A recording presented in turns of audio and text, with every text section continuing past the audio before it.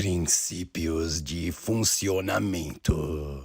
Gente, os parafusos de movimento também são chamados de parafusos de potência, ou parafusos de transmissão de potência, né? Eles são utilizados principalmente para converter o movimento rotativo em movimento axial. A ideia dessa videoaula é tratar dos princípios de funcionamento dos dispositivos que usam parafusos de movimentação para desempenhar as suas funções. Eu vou fazer um resumo do que foi falado até o momento e vou deixar isso registrado aqui nesse slide. A gente sabe que os parafusos são enquadrados pela literatura como máquinas simples. Na realidade, os parafusos são casos particulares dos planos inclinados. E daí, para que a gente consiga acionar esses sistemas, a gente tem que vencer aqueles atritos existentes. E eu comentei com vocês que se estivermos falando de planos inclinados, a gente fala sobre força de atrito. Agora, no caso da gente estar falando sobre planos inclinados que são dispostos em forma de helicoides, como são os parafusos, a gente aí passa a falar sobre torque resistivo em decorrência do atrito das superfícies. Então, turma, a gente tem que mapear onde acontecem esses atritos resistivos entre as superfícies que estão em contato. E aí fica muito fácil a gente identificar porque o atrito vai acontecer onde houver contato do parafuso com as outras peças. E aí, gente, tipicamente o parafuso está em contato com a porca e com a escora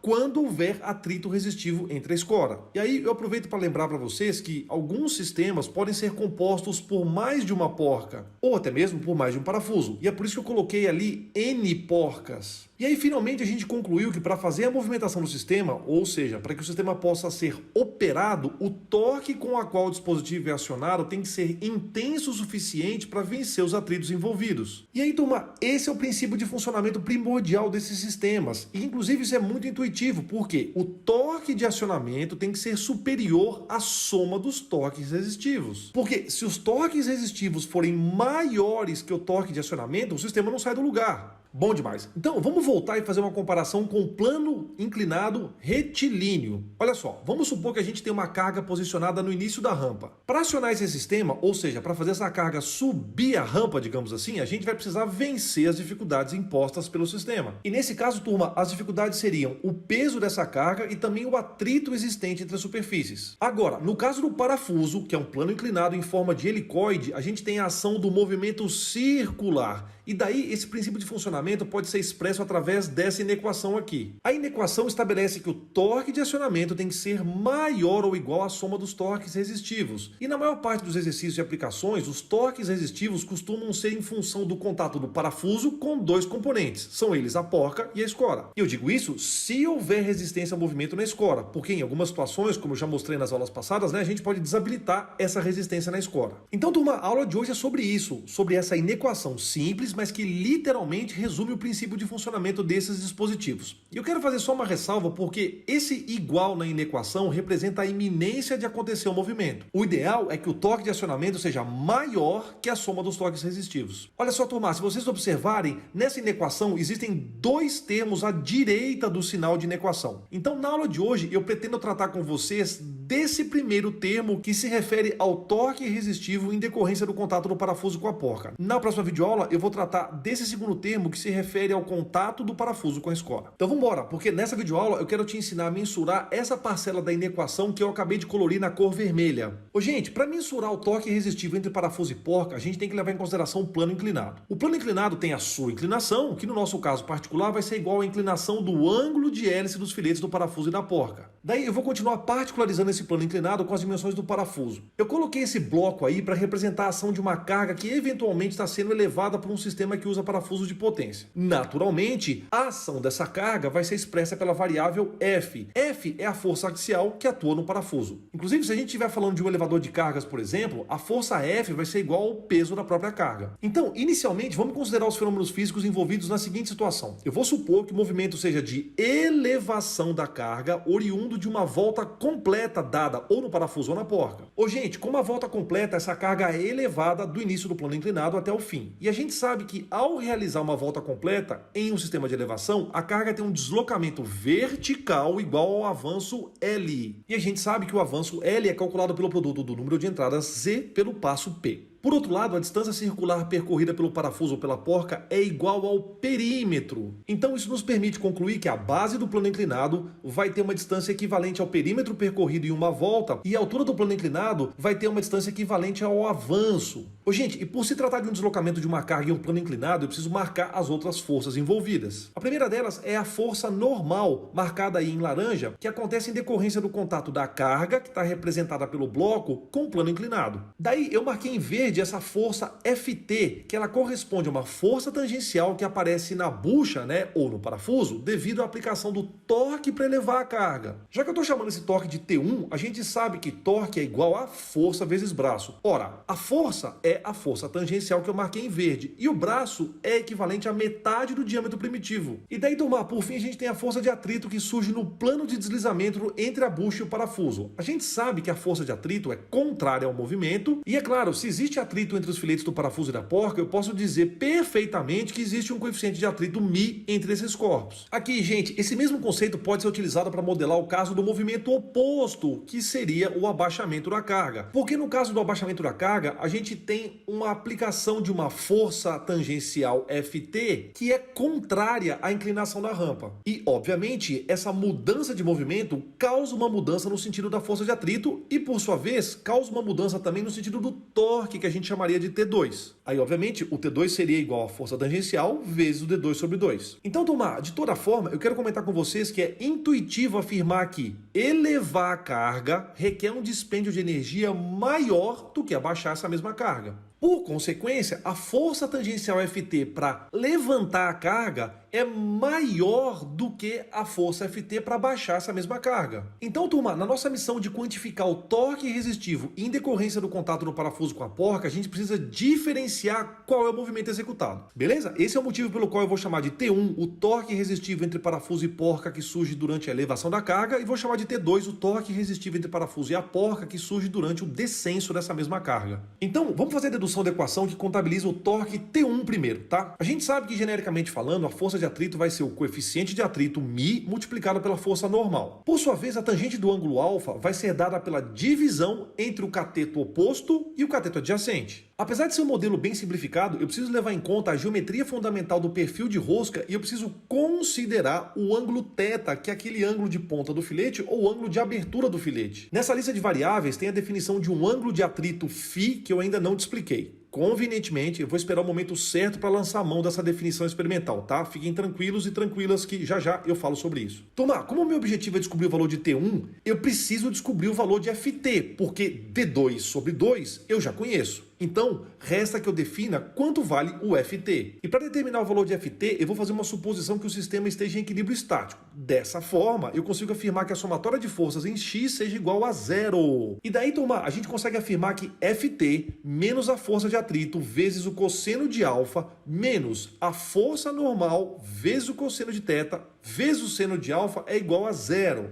Dessa equação, ao isolar a força tangencial Ft, a gente tem que ela vale a força normal, que multiplica entre parênteses o coeficiente de atrito vezes o cosseno de alfa mais cosseno de θ vezes o seno de alfa. Então, turma, agora eu já conheço o Ft, só que o Ft está descrito em função da força normal. Então, para determinar a força normal, eu vou lançar a mão da suposição que a somatória de forças em y seja nula. E daí, mantendo essa mesma fundamentação vetorial, eu posso constatar que a força normal vezes o cosseno de θ vezes o cosseno de alfa menos a força de atrito vezes seno de alfa menos a força axial do parafuso F é igual a 0. Então, ao isolar a força normal nessa equação, a gente consegue concluir que ela resulta em F dividido por cosseno de θ vezes cosseno de alfa menos o coeficiente de atrito vezes o seno de alfa. Deu para entender? Então o que eu vou fazer agora é combinar essas equações e te mostrar o resultado final num outro slide. Tá aí a expressão para o cálculo de T1 que a gente tem no momento. Então, para rearranjar essa expressão, eu vou desdobrar o coeficiente de atrito nessa fórmula prática aqui. Agora é o momento conveniente de eu te apresentar o φ, porque o φ é um ângulo chamado ângulo de atrito. Ele é experimentalmente obtido em função do tipo de perfil de rosca que influencia o θ e também depende dos materiais que estão em contato. Então, turma, o ângulo de atrito φ ele é experimentalmente obtido e é apresentado para vocês nessa tabela aqui. Obviamente, essa tabela consta no nosso formulário. Observem, por favor, que o ângulo φ é experimentalmente obtido, tá? Então, gente, dessa forma, eu consigo rearranjar essa expressão de T1, tornando-a essa daqui.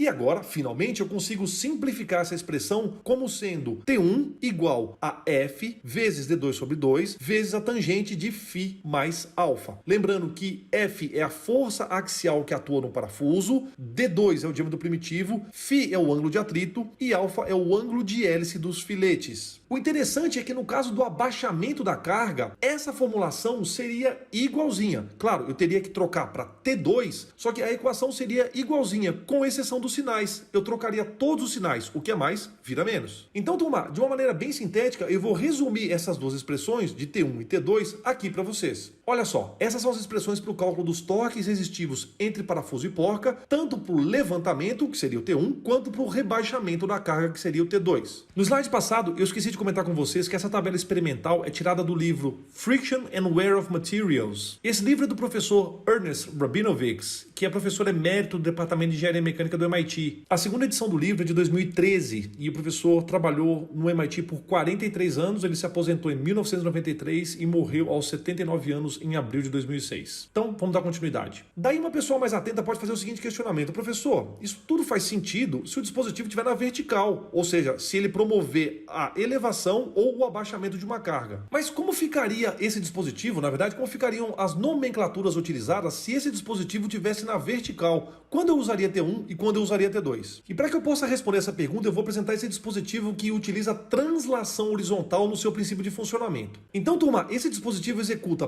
primordialmente dois movimentos: o movimento de sujeição da peça e o movimento de soltura da peça. E daí a gente vai convencionar que o movimento mais difícil de ser executado vai causar um torque resistivo T1 em decorrência do contato do parafuso e da porca, enquanto que o movimento de ser mais facilmente executado vai causar um torque resistivo T2. E turma, quando eu falo mais difícil, mais fácil, eu estou me referindo à dificuldade de executar um movimento em comparação com a dificuldade de realizar o outro movimento. E para justificar quando que é T1 e quando que é T2, eu desenvolvi uma técnica didática bem simples para que você possa fazer essa distinção. Olha só, basta você comparar três vetores que representam três variáveis físicas distintas. Turma, eu vou repetir, são três vetores que vão representar três variáveis físicas distintas. Meu reforço está aqui na palavra de naturezas distintas. Eu digo isso porque é um recurso didático que serve para identificar essa questão de quando eu uso T1, quando uso T2. Então vamos lá. Nesse caso, nesse dispositivo, quem translada horizontalmente é a bucha. O parafuso fica estacionário em termos de translação. Então, turma, eu vou fazer essa análise olhando somente para essa bucha aqui, ó, da esquerda, tá legal? Obviamente, se você fizer essa análise na bucha da direita, funciona também, mas eu vou me concentrar nessa bucha que eu marquei aqui em laranja. Eu vou começar tratando do movimento de sujeição dessa peça. No caso da iminência da sujeição dessa peça, essa bucha da esquerda translada horizontalmente para a direita. Então, o avanço da bucha tem direção horizontal e sentido para a direita. Obviamente, a mesma coisa acontece com a velocidade tangencial da bucha. Ela é representada por um vetor que tem direção horizontal e sentido para a direita. Eu vou apagar essa marcação laranja só para ela não interferir nas variáveis que vão aparecer no slide. Agora, essa força vermelha que vocês estão vendo é a força recebida pela peça aplicada pela bucha. Então, turma, pensa aqui comigo, por favor. A bucha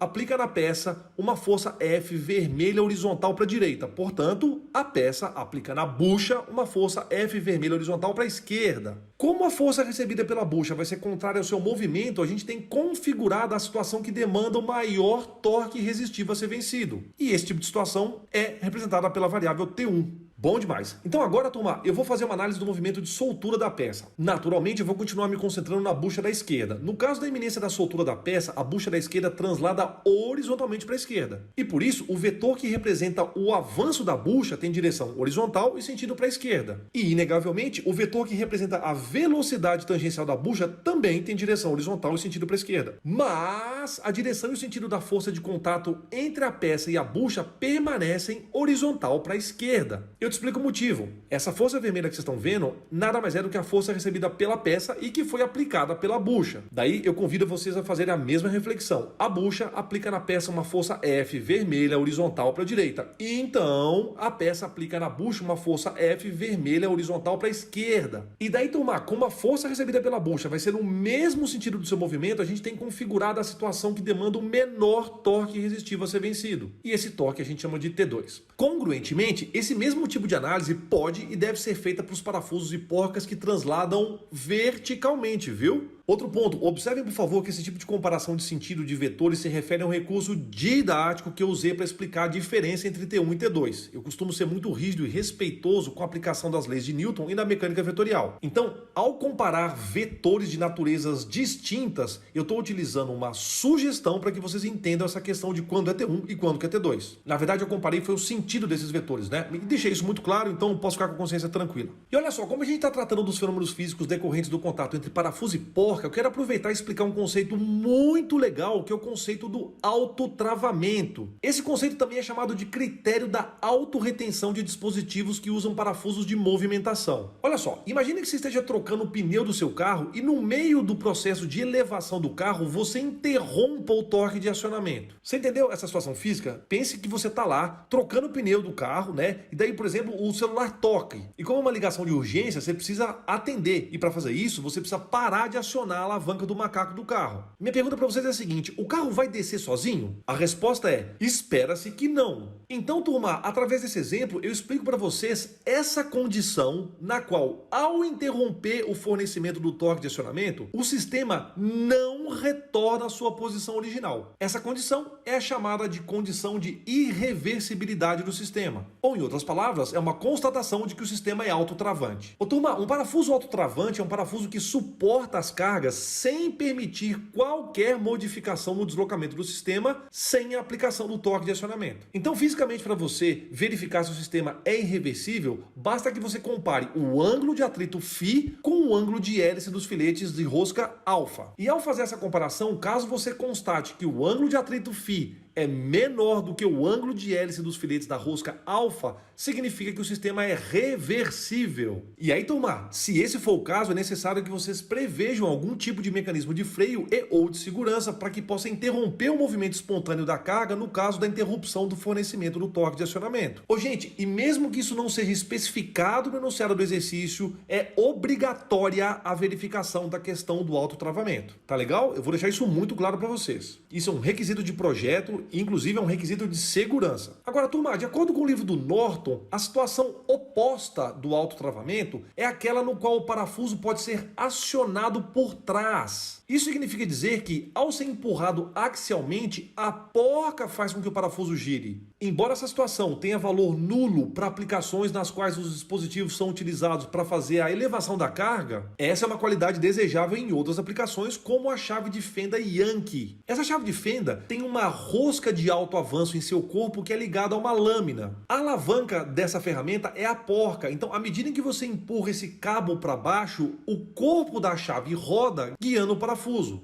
Então, turma, em qualquer aplicação em que se queira converter o movimento linear em movimento circular, é uma aplicação candidata a ter esse tipo de parafuso de avanço como solução. E aí, turma, eu repito o aviso, tá? Mesmo que não esteja especificado no enunciado do exercício, é obrigatória a verificação da questão do autotravamento. Observem, por favor, que essas relações pressupõem uma condição estática de carregamento, ou seja, na presença de qualquer vibração resultante de um carregamento dinâmico, ou até mesmo vibrações oriundas de quaisquer outras fontes, isso pode fazer com que o parafuso autotravante tenha um movimento involuntário. Tá legal, turma? E a gente sabe que qualquer vibração que cause movimento entre o parafuso e a porca vai causar, inevitavelmente, escorregamento para baixo do plano da rosca. E isso certamente pode representar um risco à segurança das pessoas e, eventualmente, causar uma falha estrutural. Bom demais! Então, agora nessa videoaula, eu acabei de encerrar com vocês, a explicação de como mensurar o torque resistivo que surge em decorrência do contato dos filetes do parafuso com a porca. Vocês vão ter que escolher do projeto, se vocês vão fazer a verificação de T1, que é o maior desses torques, ou de T2, que é o menor desses torques. Daí, turma, na próxima videoaula eu pretendo falar com vocês sobre como mensurar o torque resistivo que eventualmente vai aparecer em decorrência do contato do parafuso com a escora. Então, até daqui a pouco.